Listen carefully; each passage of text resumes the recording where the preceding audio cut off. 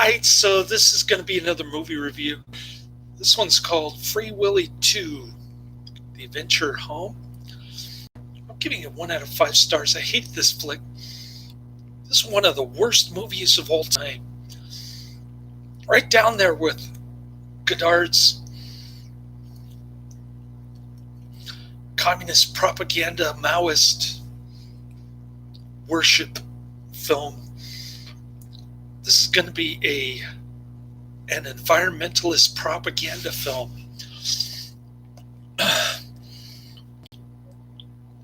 Michael Madsen plays the loving father. It's like watching Henry Silva do Mr. Rogers' Neighborhood. You've got Elizabeth Peña. She looks pretty good. Emmet Walsh is the only reason why I watched this, because I'm in the Emmet Walsh section of my queue. He plays the white male swine of a capitalist pig.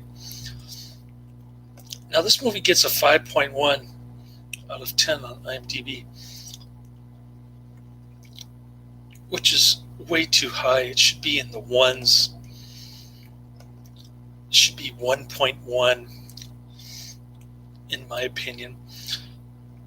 Gets a lot of reviews, 16,493, so it's kind of popular, but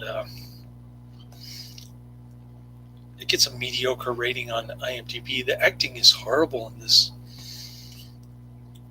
I mean, the kids acting,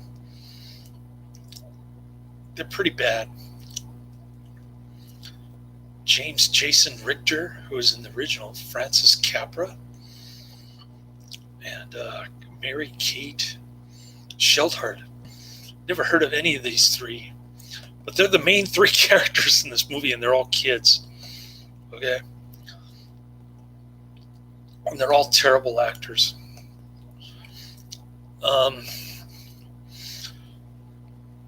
So I guess the first movie is about the kid, 11-year-old kid.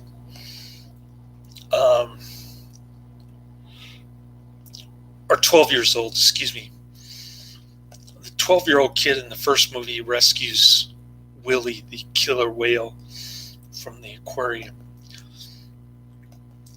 to reunite him with his family, okay? In the second movie, there's an Exxon Valdez spill.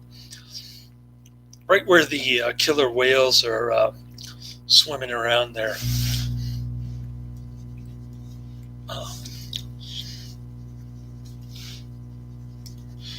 So the kid's 14 years old now.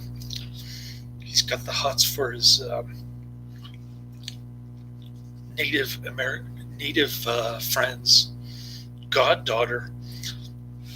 They actually kiss in this movie, and they like to go swimming with the killer whales. They're called orcas in this movie.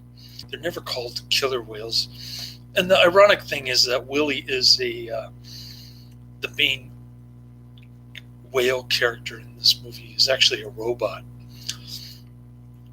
The real Willy from the first movie, also known as Kaiko or something like that, some kind of Japanese name for this whale who plays Willy.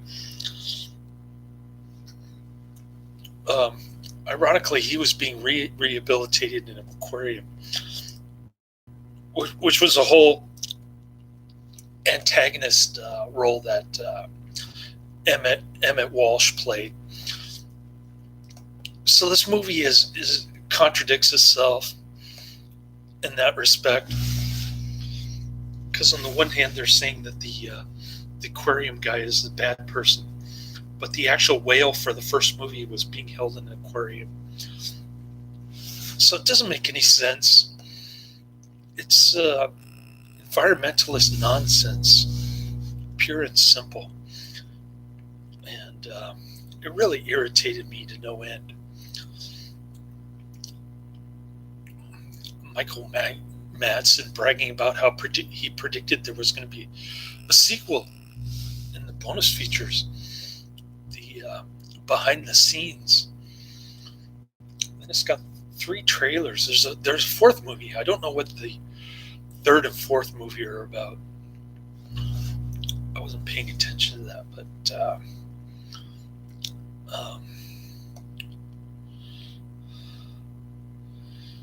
anyways, it's supposed to be a family movie, but your family, it really has to be hardcore environmentalists to enjoy this, which I'm not. And so basically, Willy is swimming around with his family. The kid, now 14, is good friends with Willy. He's able to communicate with Willy through hand signals and harmonica, and splashing his hand in the water. Don't ask me how the animal with such a small brain compared to his body size is able to communicate with human being or combine symbols like that, but that's how silly and stupid this movie is. Okay, so there's a tanker that's being oil tanker that's going through there. It's being the captain of the tanker ship is negligent. He tells the guy to go full speed ahead because he's running behind schedule in some kind of cloudy area where he can't see. So naturally, the tanker hits a rock and all the oil spills out, covering the killer whale there, at least one of them. And so Emmet Walsh tells the oil company tanker executive, I guess ExxonMobil in this case. This is talking about the Exxon Valdez oil spill, so it must be ExxonMobil. The white guy in the monkey suit, he talks to Emmet Walsh about rehabilitating the killer whales in an aquarium where they can charge money. So the 14-year-old kid's half-brother listens to this conversation while he's eating a donut, and he goes to tell his half-brother what's going on, and then the kids try to rescue the whales from the horrendous crime against the animal kingdom, worse than Adolf Hitler or Donald Trump, of bringing these killer whales to an aquarium. The horror of it all. So this kid is on a crusade to have these whales live out in the wild with each other for some unknown reason. He's like the crazy Swedish girl who's into climate change. The obnoxious girl with the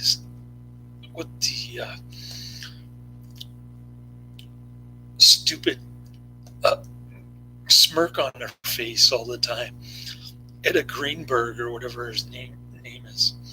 That's what this kid reminds me of. Conceited, self-righteous, environmentalist kook is what he is. And it's rated PG. has some mild language and mild peril. Wow. It's enough to put me asleep. I actually watched this in my car yesterday. I told you I was going to sit in my car and wait for my my evening route so I could get 5.5 hours instead of like 2 hours. But anyways, I watched most of this movie in my car yesterday, and then finally my route came up a couple hours late. But I was on my lunch break by the time my route was ready. And then I wake up this morning, and all of a sudden I have access to the smart sheet that I was working on, or I was supposed to work on. I got access to it again. I got a second reprieve. And so I was working on that all day. That's why I didn't get a chance to see the other flick that I was going to watch. I don't even know where this flick comes from. Is it like a Roger Corman kind of deal? Maybe Concord?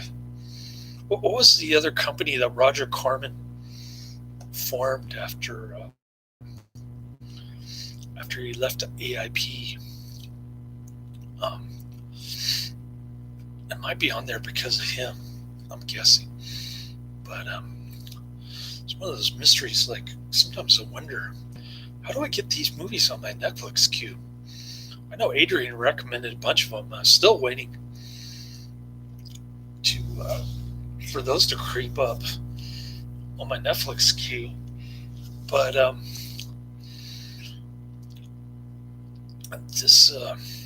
The Commitments. It says 2001 on Netflix, but I think it's 1991. That was the next movie that I want to watch, so I'll start watching that now. Sorry, I'm a little bit behind on my movie reviews, but I did get one in today, so that was pretty good.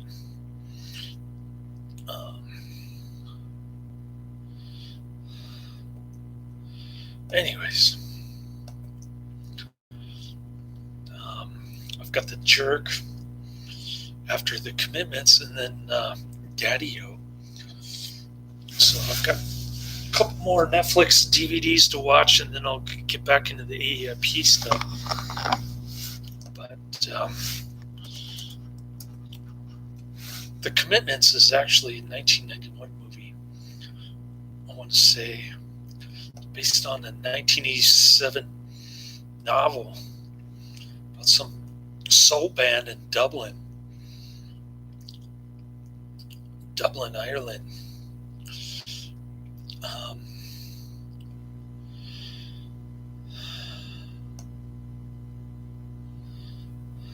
Anyways,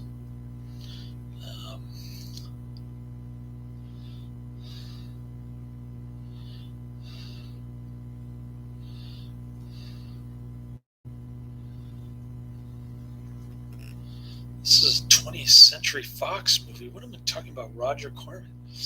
I don't even know why I have this movie on my Netflix DVD. I have no clue. It boggles the mind. But anyways,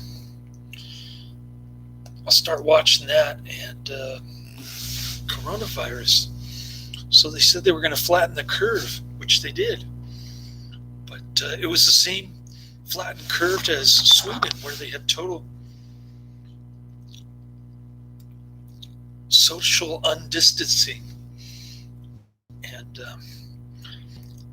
And now they want to keep the lockdown indefinite. So why is that? If they achieved their stated objective of flattening the curve, it's very strange. I think I saw an article on Political actually some progressive communist leftist, whatever he calls himself, Democrat or whatever. He's starting to embrace the idea of libertarianism. He says this whole coronavirus fiasco is a big farce, and so that was kind of interesting. I think the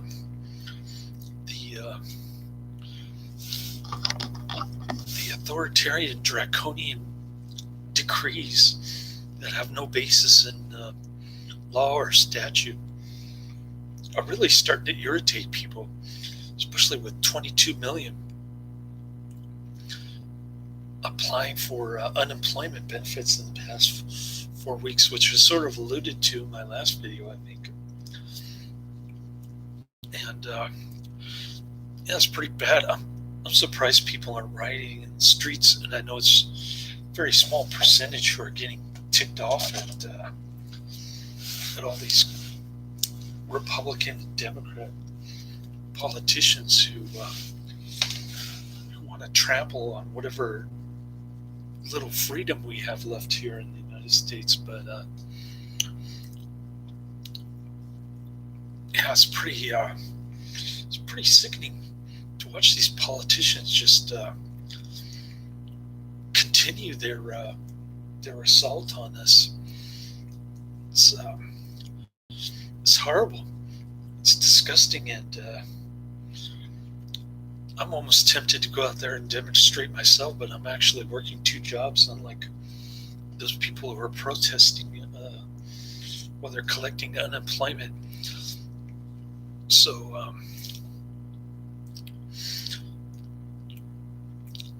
that's my whole soapbox for the day, and hopefully you enjoyed my video.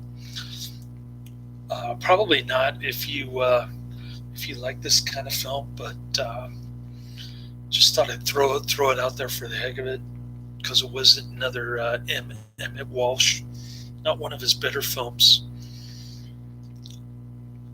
I thought Haunted Echoes was a lot better.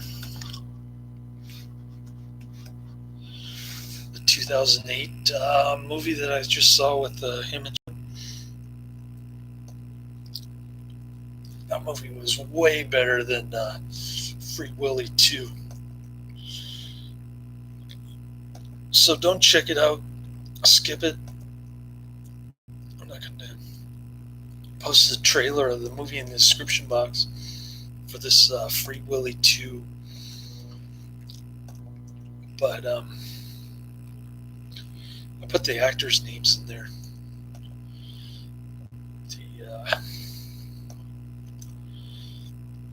I don't think anything could have made this movie better, honestly.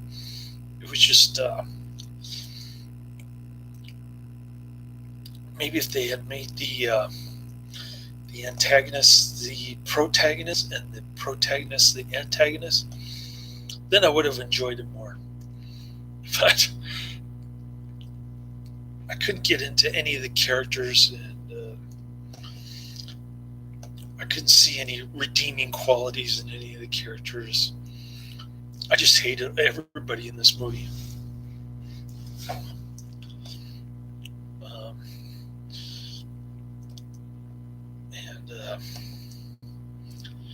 I hope I don't have to torture myself by sitting through The Jerk. I can't laugh at a single joke in it. It's the kind of movie that my uncle thought was very funny at the time. He probably went to go see it in the movie theater. He was a big fan of Steve Martin as a comedian, but I've never really been that much of a fan of Steve Martin. Or any of those Saturday Night Live guys from that time period, late 70s, early 80s. I was more interested in Mr. Bill when I was watching staying up late at my mom's house to watch Mr. Bill. So, not looking forward to The Jerk, or the Commitments. Is it The Commitments? Yeah, Commitments, 1991. I don't know why I have that on my queue, and I don't know why it says 2001 on Netflix, but try to research it some more and get that information to you before I do my movie review. Laters.